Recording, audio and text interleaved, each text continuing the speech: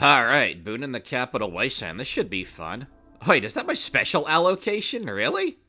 Oh, hey, what's up, guys? How's it going? Now, unlike in our Fallout 3 Driver and Nephi run, we're not going with the idea of this character, Craig Boone, being the lone wanderer. That was more of a funny gag for the Nephi run. Now, for our boy Boone here, we're going with a fresh, new type of story, and one that includes him going from the Mojave, going through the events of Fallout New Vegas, and then coming to Fallout 3. And now, that might sound strange, because Fallout New Vegas takes place 4 years after 3, so how can any of this even be possible? Well, I'm going to prove it to you. Well, I'm going to show you how that's possible through this run. Now, let's go ahead and put our special allocation on screen one more time. Got some pretty good stuff to work here. 1 charisma, 3 intelligence. I think Boone's probably a little smarter than that, but hey, Obsidian made that decision, not me. 1 charisma, yeah, Boone's not exactly a diplomat, especially not with the Legion, am I right? Now, what about our gear? First recon beret is going to be nice. That's a +1 to our perception and a +5 to critical hit. The Merc Grunt outfit is kind of whatever. Gives us a small couple of bonuses. But as far as being able to take hits, we're not going to be very good at that. But we do get the scoped rifle, which, because Boone's is scoped, so is our hunting rifle. And the machete. Now, by my normal rules, I'd be allowed to use the broad machete. But for this instance, nah, we're going to go with the regular one. Now, as we get some quests from Moira Brown, let's set the scene for how Boone is in the Capital Wasteland. At this time in this AU, the events of Fallout New Vegas are complete, and Boone has a variety of endings depending on the actions we as the Courier take. He has 2 specific endings depending on how we go about his companion quest, but we're going to add a third one. Rather than re-enlisting with the NCR, and rather than being consumed by vengeance, we're kind of blend them together into a third option. Boone does remain in the Mojave Wasteland for a little bit to clean up the legionaries still in the area, but he ends up leaving because he wants a fresh start. And recalling one Union station that he and the Courier stumbled across during their time together in the Mojave Wasteland, both he and the Courier decide to hit up Union Station, see where it goes. The pair of them end up here, and the Courier, well, maybe he stuck around for a little bit, maybe he settled down here as well, or maybe he went on to have another adventure. Point being that the Courier and Boone, upon getting to the Capital Wasteland and getting out of D.C., shortly thereafter would have gone their separate ways. So, Boone ends up establishing himself as a mercenary. Now, it's not like in the ending where he gets consumed by vengeance. Boone is a neutral karma companion, but we won't see him going after just any target. So we won't see him working alongside the likes of, say, the Talon company. And hey, helping out Moira Brown with this Wasteland survival guide she wants to make, it seems like a good cause, and he's interested in that. But wait, wouldn't the Lone Wanderer have already done that? Ah, but this is where the Capital Wasteland itself gets affected and why Boone is able to do the story of Fallout 3. In fact, the events of Fallout 3 haven't actually happened, well, most of them haven't happened, because in this continuity, the Lone Wanderer never gets out of Vault 101 during the events of the Escape quest. Now, whether Amada didn't make it to him in time, whether he just was a bit too slow and didn't get past the guards, or whether Overseer Alphonse was able to trick him into surrendering, we'll leave that open to interpretation. Point is, the Lone Wanderer is dead and was killed in Vault 101. That does still leave James, however. James does escape, and we're going to get back to that here in just a little bit, because I want you guys to think about the events of Fallout 3 and how far James would get without the Lone Wanderer's intervention. And as far as Boone himself goes, he would have been able to take up residence at Rivet City, and with his past experience, he's easily able to get work as a security guard there. He's not officially on the security team, but he is hired by them on the regular, so you could say that he's an honorary member of the Rivet City Security Force. It's doing work for them, as well as some of the handiwork he does throughout the Capital Wasteland, case in point here with helping out Moira Brown with the Wasteland Survival Guide. This will get the attention of Madison Lee, but later. Now, speaking of the Wasteland Survival Guide, in the instance of this quest right here, the Repellent, we're allowed to use the Mole Stick, because obviously we need to do that to finish the quest, and it's super weak. Like, we're never going to go into combat with this thing outside of the quest criterion which we need to fulfill, and we're going to try and get the optional criteria completed as well, because Boone is a rather thorough individual. I think that's something that he would do. And as a mercenary, the promise of a greater reward? Oh yes. Oh, and that 308 ammo on that stealth boy we got out of that hollowed rock, yeah, that's going to be super useful, because I'm going to tell you right now, 308 ammo, at least at our level, is extremely rare. Seriously, you have no idea how glad I am that we have a machete at our disposal as well. Oh, and here's a fun little trick in case you don't know. You can kill the Mirelurks for this part of the Wasteland Survival Guide, get the quest from Moira, come back, put the little tracker into the eggs, and it counts as you not killing the Mirelurks because you hadn't started the quest yet. I thought that was a fun little exploit. I always do that. And hey, while we're here, might as well go ahead and get the next one done. All we have to do is get one of our limbs crippled and get injured. The crippling, I believe, is the optional criteria. I mean, it's like we said, it's gonna happen to us sooner or later, so might as well get that on the quest log right now. And this is one of those quests you can actually get done right here in Megaton. Case in point, gonna go ahead and take this giant leap of faith here. And I tell you what, my jaw hit the floor when I saw that, surviving on 1 bar of health. I can't believe we actually survived that. I was actually gonna have us jump off and then I die, and then I play it up as a funny gag, but nope, not Boone. I suspect he's not in the mood for jokes. What I like about the Wasteland Survival Guide is that you can do this quest in a number of ways, and the decisions you make matter a lot. It affects the perk that you receive, it will affect random encounters in the Capital Wasteland.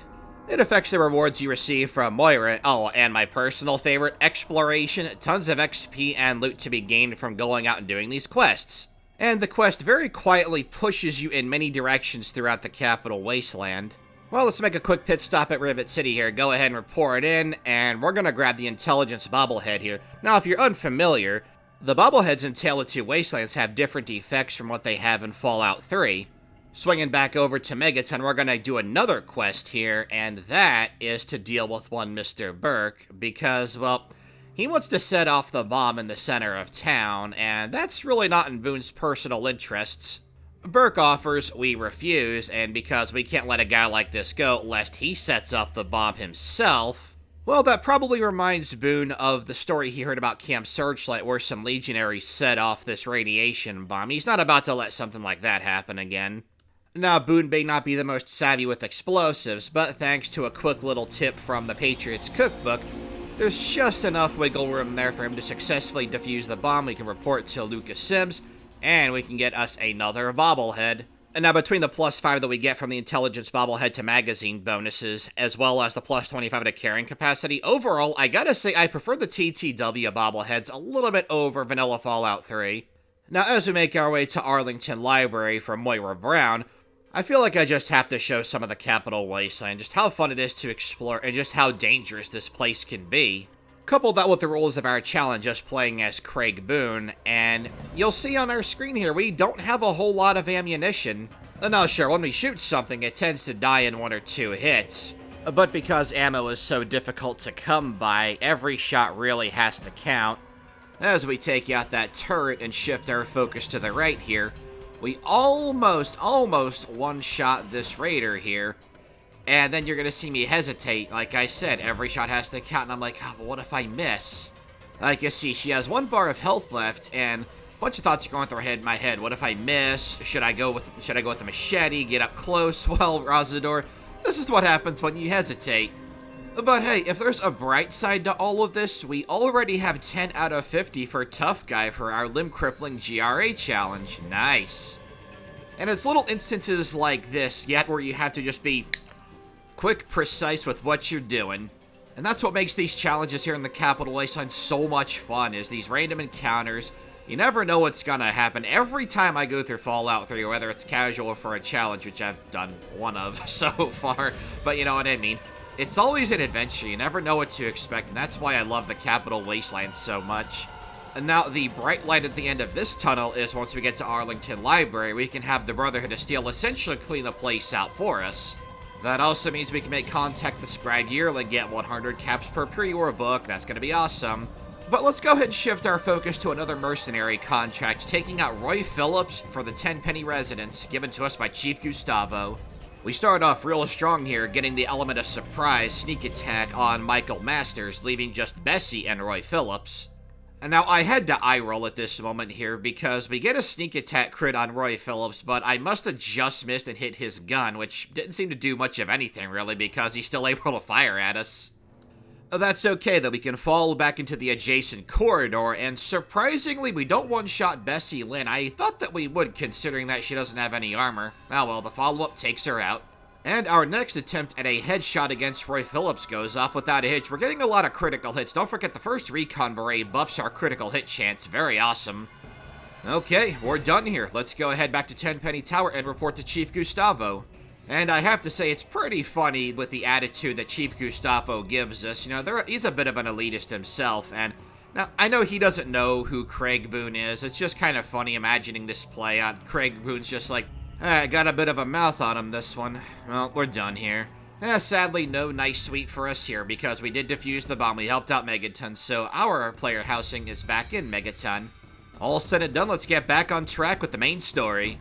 Boone has been tasked with looking for James, and his trail has gone cold 4 years ago, so best for us to follow the breadcrumb trail of clues, find out where he's been. We can get a lead on where he's gone, and perhaps find any sort of trace of his remains, or maybe he is holed up somewhere. Who knows? Now, as former NCR, Boone is certainly no fan of the Brotherhood of Steel. Since he's been in the Capital Wasteland, however, he has heard some things that are very strange to him. The Brotherhood of Steel helping people out? That doesn't sound like the Brotherhood he knows.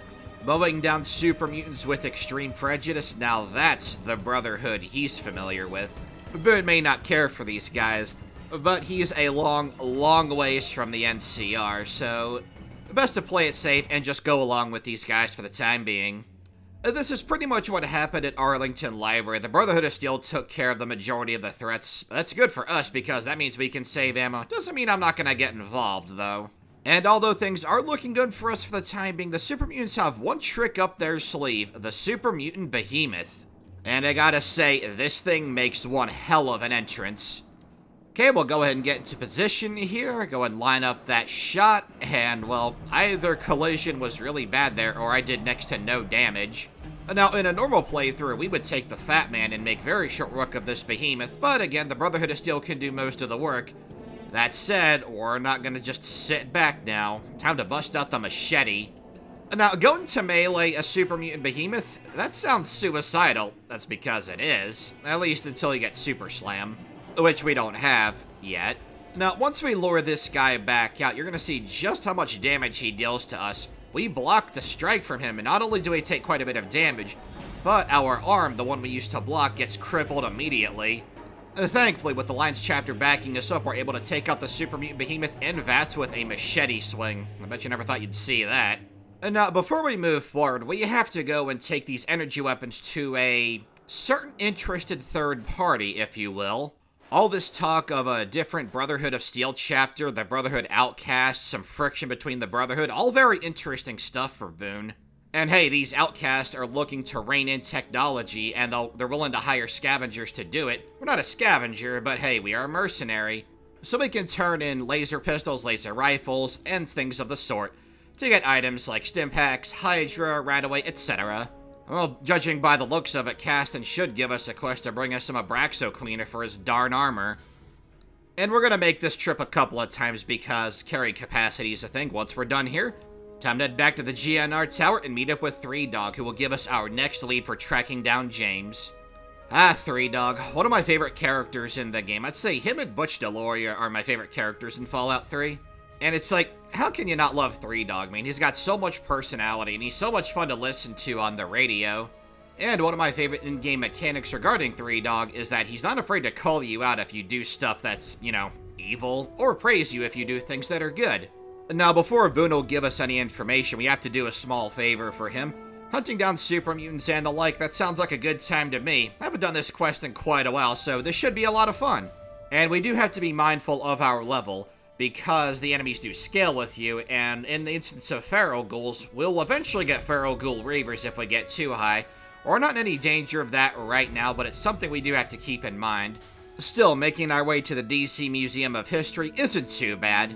There's a lot of great loot in here, and tons of super mutants to kill. Let's go. Now, there's a ton of them, one of us, and we are best when we're sneaky, so we're gonna go ahead and pop us a Stealth Boy. And the great thing about this is that we're gonna get this right back, because in this very room, there is a Stealth Boy. Now, those of you who have seen some of my past videos know that I like to take Logan's Loophole. I actually didn't in this challenge. I wanted to do something a little bit different. I only bring that up because Logan's Loophole does affect the duration of the Stealth Boy. And I gotta say, we have a real strong start here. Even though we don't get a sneak attack on the second super mutant, we take it up pretty easily, all things considered. And in case you're unfamiliar, I'll go and show you where that stealth boy I mentioned before is. Go ahead and replenish our inventory, so we're back to 3 of them bad boys. I did have 5, but I needed 2 of them to get through some of the Capital Wasteland earlier, because it's a real dangerous place. And hey, when we don't get a sneak attack like in this fight coming up here, I say fight loosely because, well, we zoom into VATS mode and we get a critical hit. Man, we're getting a lot of those this run. Like, I know our crit chance is buff, but this is awesome. I'd say it's on brand for playing as a sniper. And though the basic super mutants aren't too bad, the super mutant masters, however, they're on a whole different level. Even our non-sneak attack critical hits don't do all that much damage to them, comparing that to the other super mutants we've been fighting. A case in point, we bring that super mutant master to just a little under half despite our critical hit. And I gotta say, we'd be in some real trouble if not for this pillar for us to take cover behind. After we pop some jet, gonna bank back around the pillar. The VATS attack doesn't take out the super mutant master. However, the follow-up zoom in does. We'll do a bit more exploring, circle back, grab the lunar dish, and it's time to head to the Washington Monument. Now, as we get ready to install the lunar dish, let's go and talk about where we are, where Boone is in his investigation here. Being that in our continuity, he is a resident of Rivet City, and would have been hired by Dr. Lee specifically to track James down, really just for some closure if nothing else. Boone does know that the last place James was seen, as far as she knows, is Jefferson Memorial, but I like to think that James did tell her a bit about what he was doing and how he got to come to Rivet City. Remember, Lee doesn't know that he's at Vault 112, she only knows that he was last seen at the Purifier. That's the last time that she spoke to him. Helping out Three Dog and learning a little bit more is us leaving no stone unturned, as it were. And Three Dog himself is an excellent source of information, so Boone could always backtrack to GNR, just in case there may be an update on this cold case. And hey, speaking of Madison Lee, let's go back to her and report that we have not found any other clues besides the one that she gave us, so after we finish talking with her here, so we can make some progress in the main story without skipping straight to Vault 112, we'll head on over to Jefferson Memorial. Finally, Madison Lee has met her match, dealing with someone who can be as blunt and sometimes as crass as she can. What a team those two would make. Now, interestingly enough, as we enter Jefferson Memorial, I've never actually seen a centaur come from the left before. That must be because of our level. And now, unfortunately, we don't have the science check to take control of the Mark III turret coming up. It did take out the first super mutant for us, though, so that's pretty cool. And before we can get to the Purifier, of course, we have plenty of other big greens to take out, so let's get started with this bad boy coming up right here. And now, you saw near the start of the run, our sneak is pretty good. I haven't raised it too much since then. But man, once we get silent running, we are gonna be awesome! And as usual, the basic super mutants aren't much of a problem. I do like how much I've had to use the machete in this run up to this point. It's funny because Boone says he's not much of a close quarters combatant. Well, by golly, the Capital Wasteland is gonna make him into one. It already has. And we don't have it yet, but Boone's special allocation does allow us to take Super Slam when it's available, and you better believe that we're going to. And now, due to the room's lighting, coupled with my poor vision in real life, I do miss this super mutant here, so we don't get to sneak on him. But again, the basic ones aren't too much of a threat, and if anything else, it gives me some time to practice our melee. You'd think I'd have had plenty of that from our Caesar's Legion Let's Play, but no. The basic machete doesn't deal much damage, however, it does deal bonus critical damage, and it deals bonus damage to limbs, which is something that the broad machete doesn't do. That's another reason I decided to go with the basic one. I used the broad machete in virtually the entire playthrough, at least for the Capital Wasteland back in my Let's Play. It's fun to change things up a little bit. But yeah, as I said, the basic super mutant's very easy, but the super mutant brutes, they're a bit trickier to take down. They're much tankier than their basic counterparts, but also not as much as the super mutant masters. A good challenge for this part of the game. That critical headshot's going to make things a lot easier. In addition to trying to conserve as much ammo as possible, and going back to the machete for a moment, the machete's durability isn't the greatest. Now, we will on occasion encounter raiders or other mobs with the machete so we can repair it ourselves, but for the most part we have to go back to Moira Brown or whomever to repair it for us.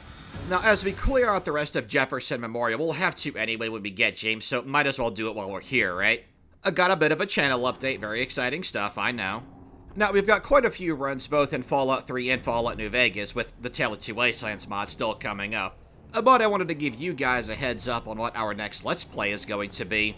And now, those of you who did watch the Caesar's Legion Let's Play, or at least the final episode and what came after, the little sneak peek, that's still going to happen, of course. But our legionary does need a bit of a rest before he continues, and those of you who voted on that first poll, don't worry, we're going to be tackling the DLCs in challenge format as well.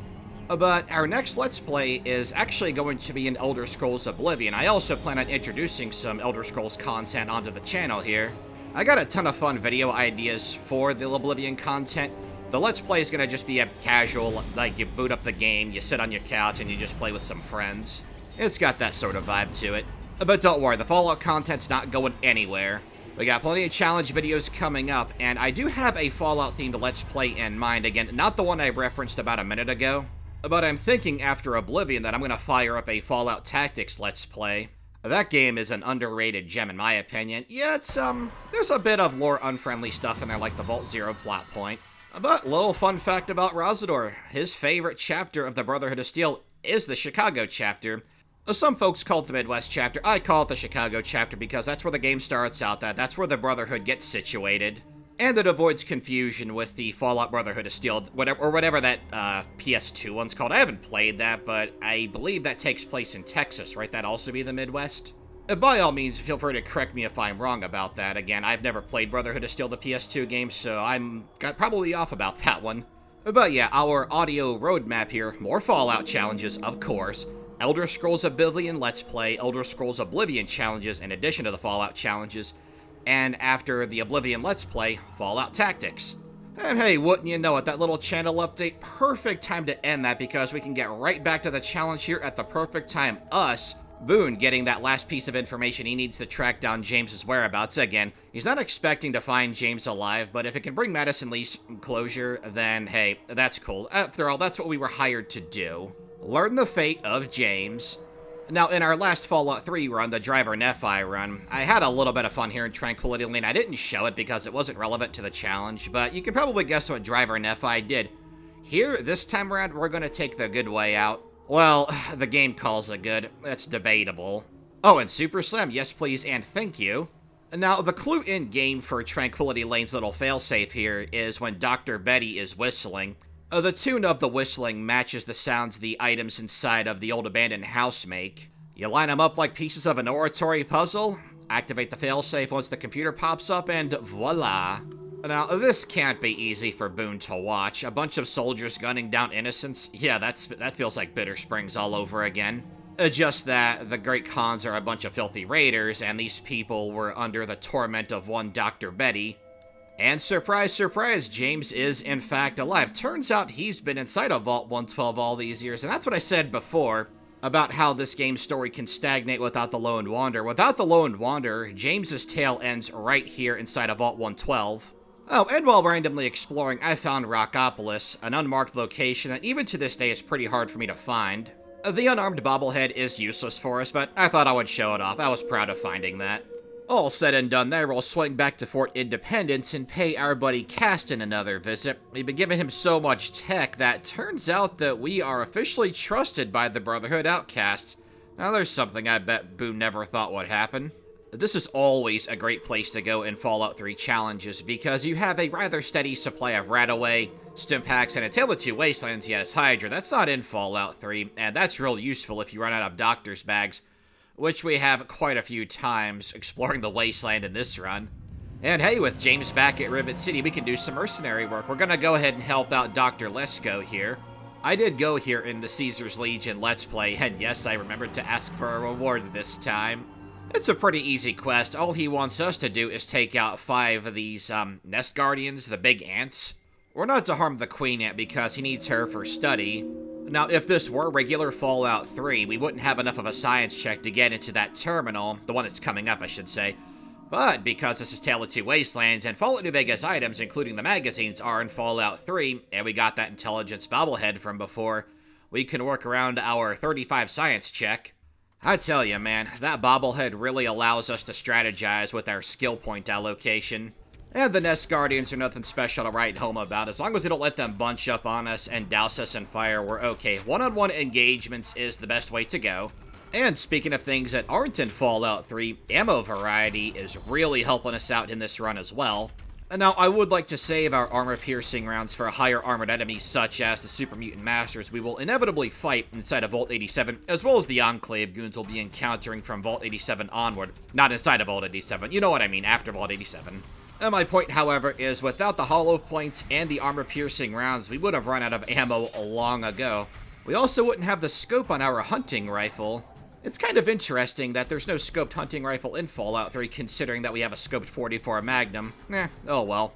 And not only are our ammo reserves dangerously low, but our machete, well, it's seen better days. That bad boy is about to break. Well, we need a little room to breathe, so what do you say we go ahead and cut on over to the terminal with our Programmer's Digest? We have just enough of a science check to break into that bad boy and do what Dr. Lesko wants us to do. All said and done, let's head back to the good doctor and get our awesome reward. Now, if you help Dr. Lesko and ask for a reward, you can get a perk from him, which is really good. You can also get the lab coat, but we don't really care about that. The two perks that we can choose from, both of them grant us 25% fire resistance, which is awesome.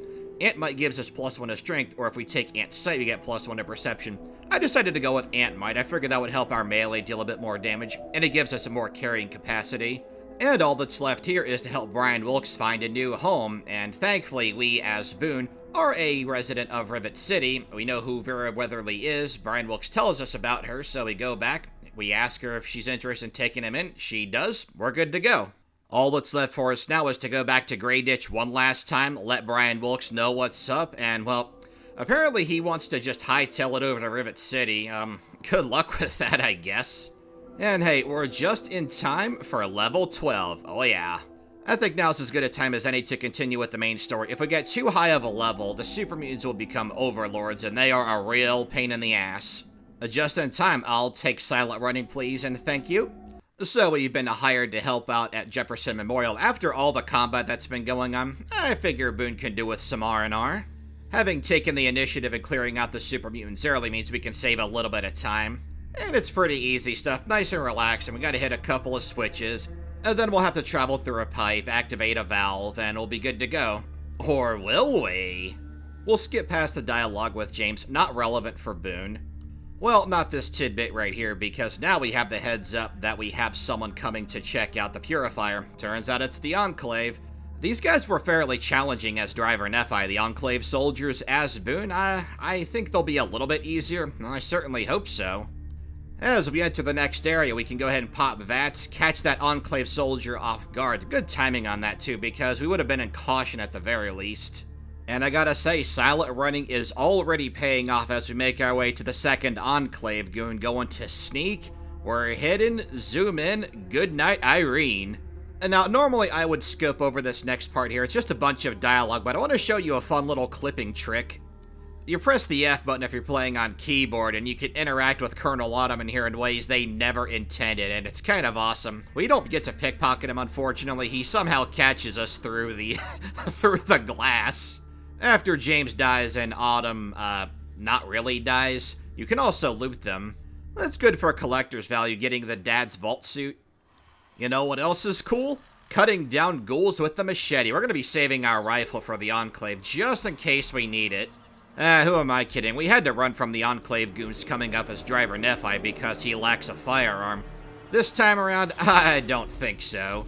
The basic feral ghouls are super easy to take out. The roamers, they're not hard either, but they take quite a bit more hits than their standard counterparts.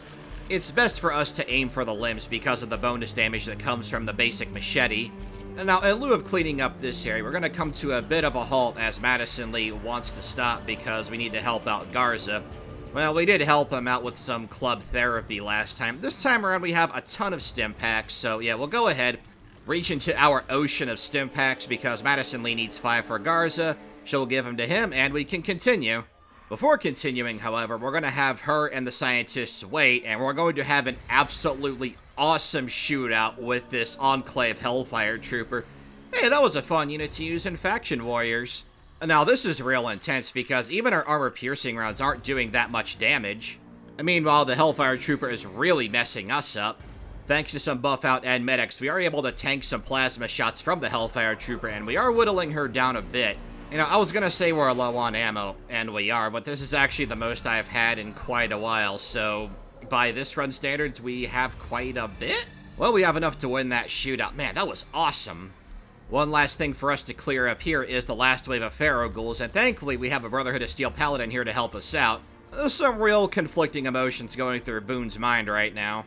But hey, anything for him is better than the Legion. Now, of course, the Pharaoh Ghouls and the Roamers aren't that bad, but I'd like to try to save the Scientists if at all possible. Usually one of them dies when I go through here. This time around, however, we actually managed to save all three of them, and of course Madison Lee, because she is essential, so she can't die. Really proud of that one. So we'll go ahead and loot our stuff here and make our way on over to the Citadel, and then we'll advance with the story.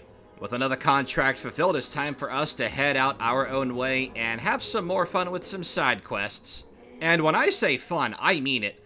Like, this encounter right here, I have never seen this guy, and like, just look at this guy, man. The Roach King. What is this guy's backstory? Why is he hanging out with rad roaches? Like, was he down on his luck? Did his wife cheat on him with a super mutant or something? I just gotta know what got this guy so down on his luck that he calls himself the Roach King, and he's proud of hanging out with rad roaches. Maybe he spec'd into Verminfriend from the Book of Wild Darkness. And luckily for us, as Boone's work takes him to the Republic of Dave, we get to get the Perception bobblehead. We found a Vault-Tec limited edition bobblehead. The inscription on the base reads, "Only through observation will you perceive weakness. You are now 10% more accurate with ballistic and energy weapons." Hell yeah. Well, time to get back on track with the main story here. Having been hired to track down one G.E.C.K, that'll be fun to go through here in a minute. Boone's travels take him to Little Lamplight, but of course we can't gain access to it because the mayor, McCready, you may remember him from Fallout 4, awesome character. He won't let us in until we rescue his friends from slavers, and well, Boone has a certain history with slavers, so I'm sure he's quite happy to do this one free of charge. Now, Paradise Falls might not be the Legion. They are still formidable, though. And I gotta say, I think Eulogy Jones is actually a bit harder to kill than Caesar, but that's just me. With Grouse down, Richter is quick to follow. He's a monster who doesn't belong in this world. Now, this course of action will permanently make us hostile to anyone associated with Paradise Falls, and I gotta say, that's just fine with me. Perfectly fine with Boone, too, I'm sure. After how much Legion butt he kicked back in the Mojave Wasteland, this feels like just Tuesday, I'm sure. Now, technically, we don't have to kill every single character here in Paradise Falls, but we know that Boone is a thorough individual, so that's what we're gonna try and do. With just our scoped hunting rifle and our machete against their wide arsenal of weapons, what can we possibly do? Well, we can lead off by one-shotting this slaver right here. Gotta love bloody mess. And I'll be the first to admit I am typically very stingy with use of my stealth boys, but, well, what do I have them in my inventory for if I'm not gonna use them, right? And we are playing as a sniper. It's like peanut butter and jelly, baby. Ah, these slavers think that stealth is their ally. They merely adopted it. Boone was born in it, molded by it. And don't worry, I'm not gonna finish that reference. What I will do, however, is lure as many slavers as I can inside of the clinic here, take out everyone inside of the clinic, including the medic herself. Oh man, after working with these guys in the Caesar's Legion Let's Play, it's real fun to do this the other way around. However, my strategy kind of, not gonna say backfires, but something funny happens here. This one slaver keeps going in and out, the one with the minigun. When we exit to follow, he gets the jump on us and really brings the pain. But no problem, we can always go back inside and heal because apparently he can't load in correctly. And as we exit, it's our turn to get the jump on this guy. This is the most dangerous dude here. I think sometimes he has a missile launcher, which I'm real glad he doesn't have. But that does get the attention of a nearby slaver, despite our stealth boy, but you know how this goes by now. We lure him inside, give him his first and only lead therapy treatment, and gotta say, I think that's a success. I feel like Bloody Mess has procced an awful lot in this run. I'm never gonna complain about that. I just think it's hilarious. You see, in our canon, Boone perfected the art of Bloody Mess and had tons of legionaries to hone his craft on. And wait, Jotun, isn't this guy's name supposed to be Ymir or something? I didn't pick Wild Wasteland, which does work in Tale of Two Wastelands Fallout 3, by the way. I'd say I'm misremembering, but that guy's name's Ymir. I remember him from the Caesar's Legion Let's Play. And now, going this route does trigger a potential companion, Clover, to attack us. I mean, we're not going to be using her in this playthrough. And all she herself is not a slaver. The opposite, actually. We're still going to have to put her down. She's not super hard, but she does have a bit more hit points, I do believe, because she is a companion. We'll conserve our ammunition, switch over to the machete, and take her down. Takes a couple swings. I guess that slave collar provides a lot of damage threshold. Should only be a couple more slavers to go before we take on Eulogy Jones himself. Oh, okay, a second dude with heavy armor. Oh, that's Ymir. Okay. I completely forgot that there were two of them. I only ever saw Ymir recently. And now, frustratingly, although he put him down real easy, for some reason I wasn't able to loot him. Alright, just one more to go, and once again, gonna go in with the machete, save as much ammo as possible. We need to save that for Vault 87. We still haven't gone there. And gotta say, not only has Bloody Mess procced a lot, Super Slam has as well. I tell you straight up that I would have died tons of times to Yalguai in the Capital Wasteland if not for Super Slam. It's an absolute lifesaver of a perk. And hey, since Ymir's dead, somebody has to take out Frank. Okay, now it's time for the showdown with the head honcho himself, one Eulogy Jones. I gotta say, really like that guy's suit. As stylish as his suit is, however, it's not exactly great for combat. And I mean, case in point here, we end up turning Eulogy Jones into chunky salsa. Not only that, now in addition to freeing some slaves, which is always a reward in and of itself, we also get the Charisma Bobblehead. That's got a cool Tale of Two Wastelands unique perk as well, and we're gonna get a bit of use of that, I think, later on. Man, going through the Capital Wasteland makes me want to do another Fallout 3 Let's Play. I say another because I did play through Fallout 3 as a recruit legionary. I have no idea what kind of Fallout 3 Let's Play I want to do, and that's gonna be on the back burner anyway because we already went over our little oratory roadmap. And as we're setting these slaves free and letting them know they're good to go, it dawns on me that I actually did miss one area here in Paradise Falls. There's one slaver and one merchant who's left to take out, so let's go do that. And I mean, killing Pronto is going to be awesome because we can get his key and then get access to his entire stash. And I'll admit, I am pleasantly surprised at the fact that our machete saw a lot more action than I had planned upon first entering this place. And, well, not only do we get Lock and Load's entire inventory, but there's a whole bunch of stuff laying out here, and the best part is that when you steal from these guys, you don't take a dip in karma. So if you'll excuse me, I gotta make several trips, and I'll see you guys at Little Lamplight. Now, I was originally considering bypassing Murder Pass as a whole, but with how much fun it was as Driver and Nephi, and I feel it's more in character with what Boone would go through, because Murder Pass is going to be full of places we can use as vantage points, being that we're a sniper and all. And honestly, I want the XP from the Super Mutants. I want the weapons they drop so we can sell them for some Baba caps. And now that McCready and his little minion have opened the gate for us, we're going to go back to Knick-Knack, sell a few things, lighten our load a bit, and then we'll head into Murder Pass. And I have to say, it starts the absolute best way possible. Gotta be careful of that Super Mutant Brute in the back. He's got a missile launcher. That can really bring on the pain. But of course, as we have the element of surprise, the first brute goes down in one easy shot. And now I had to play a bit of a waiting game, which thankfully you guys don't have to sit through. I can just speed that up in editing, and I am. Now we are in caution, so no sneak attack, and unfortunately our first shot is not a critical hit. Doesn't do that much damage either. And gotta say, I am a bit concerned going into Vault 87 because running out of ammo, not the worst thing ever because we do have our machete as a backup. But our machete is not the most durable weapon. Well, that brute's down. Let's go get our missile launcher, and we're gonna do battle with a Super Mutant Master coming up. As we bank the corner, unfortunately, we are no longer hidden. Not a big deal, and I'm thinking that we're gonna switch over to the machete. Again, saving ammo. Absolutely have to for what's to come. And not to mention, there's always that chance for Super Slam to proc. Heck yeah. And whilst they're on the ground, we can target the Super Mutant Master's legs for extra damage. And now, because of our level, there's going to be a second Super Mutant Master. Fine by me, really. And gotta say, real glad I decided to go through Murder Pass in this run and the last one, because I didn't do that in the Legionary run.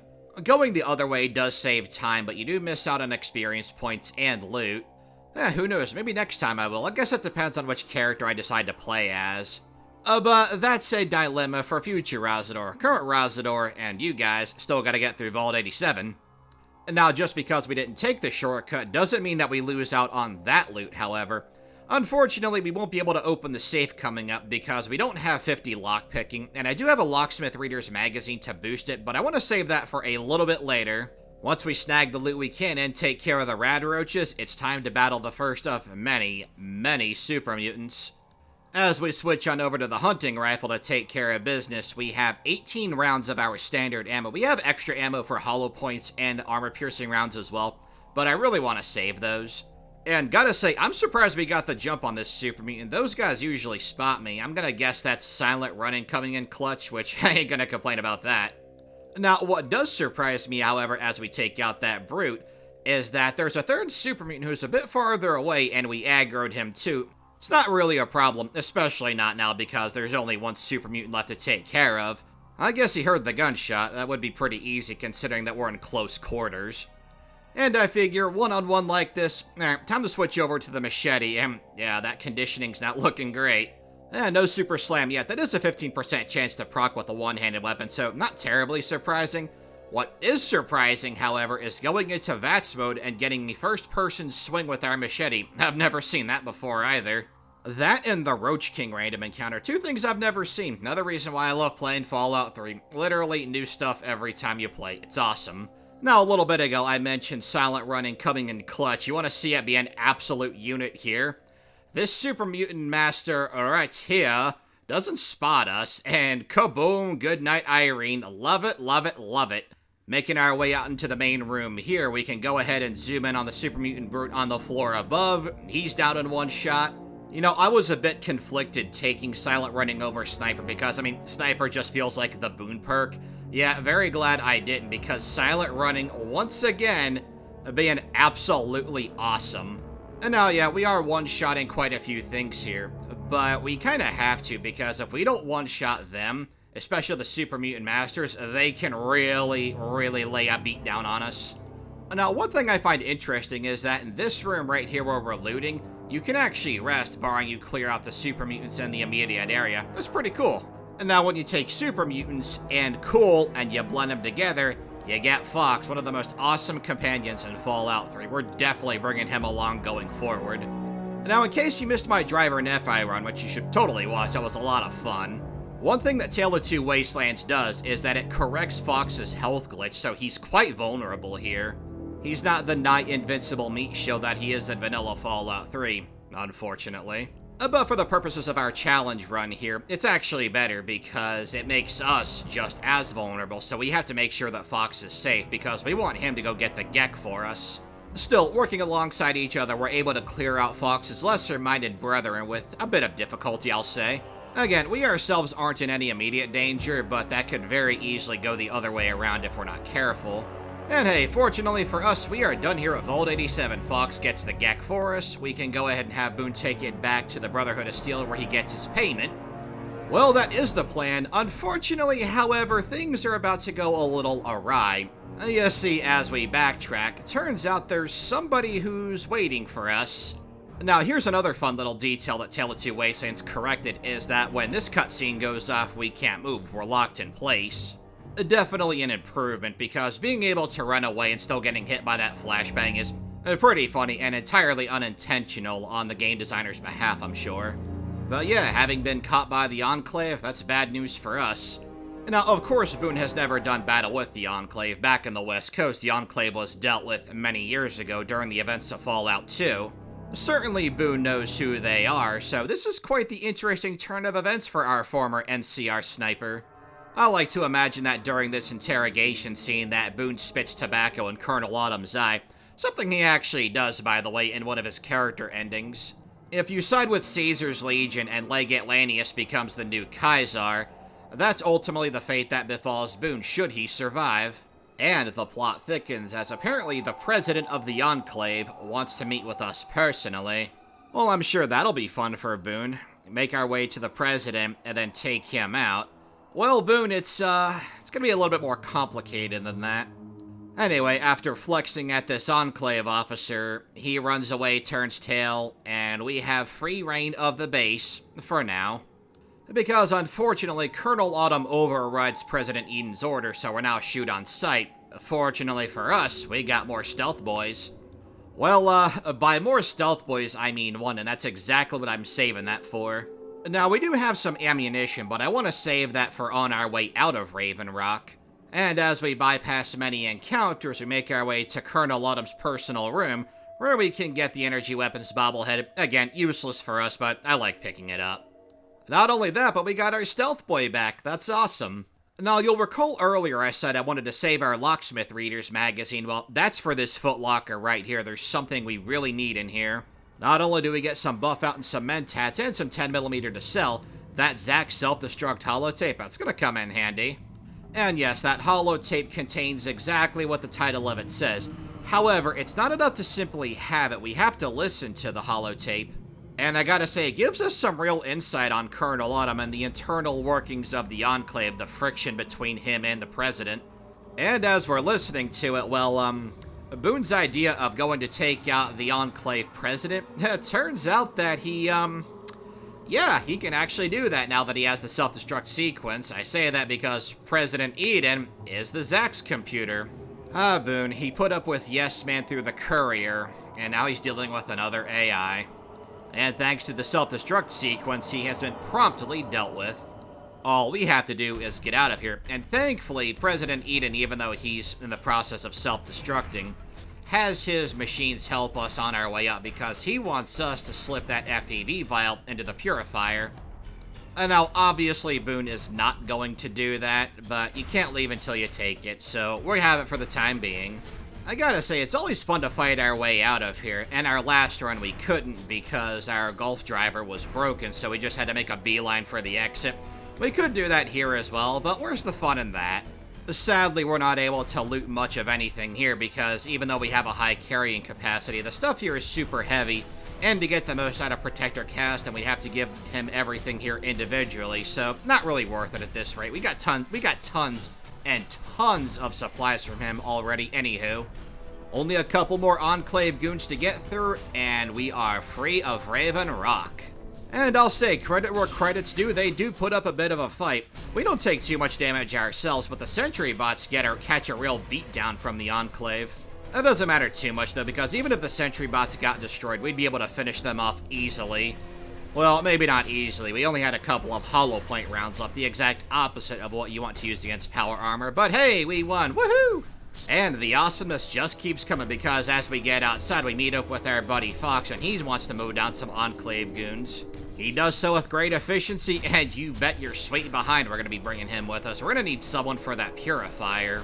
Well, Boone doesn't know that, but hey, it's always good to have someone watching your back out here in the Capital Wasteland. So let's report back to the Citadel and get things donezo. Now, I have to say here that although vendors are starting to sell us 308 ammo, it's still super rare for us. So before we commence with the final battle, I am going to wait around for a little bit. Hopefully the merchants will have some 308 in stock when they replenish their inventories.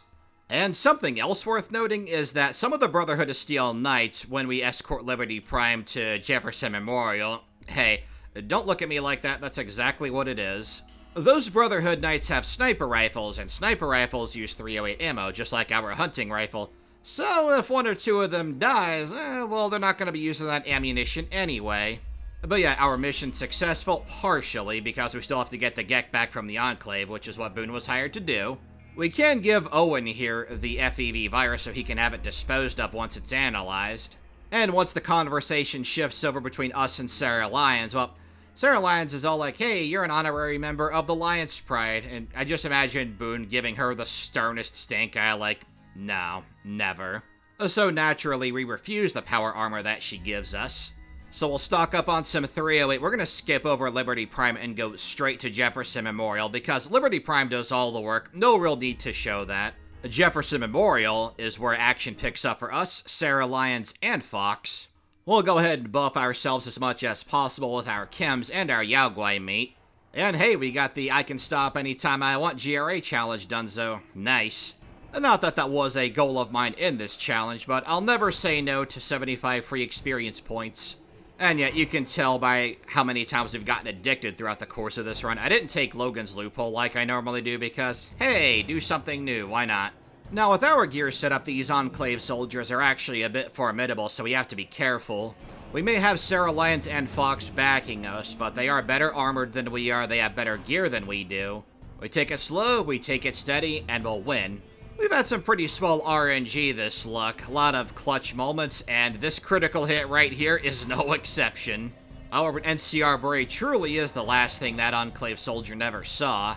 And because of our choice in tactics, our patience, our due diligence, and some clutch critical hits, we're able to finish off the Enclave outside here, but we're not done yet. We've got Colonel Autumn and 2 Enclave soldiers to go. And, I'm gonna show you something pretty awesome coming up here. And no, not that level up, although getting guns to 90 will help our damage a bit. Normally, Colonel Autumn will automatically talk to you as soon as you enter, but, not here in Capital Wastelands. And because of that, we're gonna go ahead and open up our Pit Boy and make use of our awesome Stealth Boy and just... You gotta check this out. This is awesome. A message to Colonel Autumn from the 1st Recon. This beret, the last thing you'll never see. So not only do we one-shot Colonel Autumn, but the 2 Enclave goons are confused as to what to do. And because we go back into hidden, we can one-shot the second one. We will have to fight the last one, but it's, yeah, it's pretty clear that we won the run. And I figure, hey, Colonel Autumn made mincemeat of Legate Lanius, so I figure he gets the same treatment here as Boone. And now, because we have this in the bag, we can go ahead and switch to the machete and take care of this last Enclave goon. I mean, yeah, sure, he can try till his heart's content, but sorry, buddy, you just don't have what it takes, kid. You don't have a future. And because we brought Fox with us, he can go inside the purifier. Now, I think Boone, at an earlier point in his life, if he were faced with this situation, he would have gone in himself.